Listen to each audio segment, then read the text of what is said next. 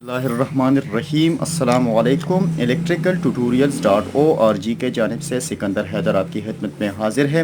दोस्तों, जैसा कि पहले भी एक वीडियो मैंने पब्लिश की थी थर्मल ओवरलोड रिले के बारे में, आज मैं आपको इलेक्ट्रॉनिक ओवरलोड रिले के बारे में बताऊंगा या इलेक्ट्रॉनिक ओवर करंट रिले के बारे में बताऊंगा कि ये कैसे काम करता है और उसको ऑपरेट कैसे किया जाता है। तो सबसे पहले ये जो आपको नज़र आ रहा है ये एक इलेक्ट्रॉनिक ओवर करंट रिले है जो हम एक 3 फेज़ मोटर को ओवर करंट से बचाने के लिए इस्तेमाल करते हैं, जैसे कि थर्मल ओवरलोड रिले इस्तेमाल करते हैं। लेकिन थर्मल ओवरलोड में क्या होता था कि वो थर्मली काम करता था और ये इलेक्ट्रॉनिक यानी ये सिटी की मदद से एम्पायर को मेजरमेंट करता है, उसको नापता है और उसके बाद काम करता है। तो सबसे पहले हम आपको इसके कुछ चीज़ें सिखाएंगे। सबसे पहले यहाँ पर लिखा हुआ है डी टाइम। डी टाइम का मतलब है यानी डिले टाइम, कितने वक्त इसको डिले होना चाहिए, ठीक है। यानी कितने वक्त अगर किसी एक मोटर को हम स्टार्ट करें, वो ओवर करंट ले रहा है स्टार्टिंग में, तो कितना वक्त ये ऑपरेट नहीं होगा, तो वह हमसे सेटअप कर सकते हैं, ठीक है।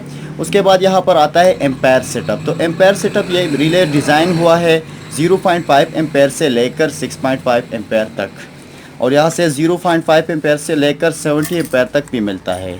उसके बाद आता है ओ टाइम। ओ टाइम का मतलब है ओपन सर्किट टाइम, यानी अगर एक मोटर इससे ट्रिप किया जाए, मोटर ये ट्रिप हो जाए तो कितने टाइम ये ओपन सर्किट रहेगा, ठीक है। उसके बाद अगर आपको मोटर स्टार्ट करना होगा, ठीक है, तो यहाँ पर टेस्ट लगाओ, यहाँ पर रीसेट लगाओ, आप इसे रीसेट भी कर सकते हैं, ठीक है। अब आते हैं उसके बाद इसकी वायरिंग कनेक्शन। वायरिंग कनेक्शन इसका बहुत ही सिंपल है। आप 220 वोल्ट से लेकर 440 वोल्ट तक इसको ऑपरेट कर सकते हैं। यहाँ पर ये दो टर्मिनल जो है था, यहाँ पर इनकमिंग पावर सप्लाई के लिए, यहाँ पर एक रिले लगा हुआ है। आपको करना क्या है कि 95 को करंट प्रोवाइड करना है और 98 से लेना है, ठीक है। ये 95 और 96 जो है नॉर्मली क्लोज सर्किट है, लेकिन जब हम इसको सप्लाई प्रोवाइड करते हैं तो 95 से होकर 98 में करंट चला जाता है, ठीक है। और ओवर करंट फ्लो के दौरान ये 95 से लेकर 96 तक आ जाता है, यानी ये फिर यहाँ पर ओपन कनेक्शन बना लेता है। उसके बाद आते हैं इसकी दो सीटीज़ होती है। आपने वायर को इसमें घुसाना है और उसके बाद वो वायर चले जाएगा कंडक्टर को या किसी और चीज़ को, ठीक है।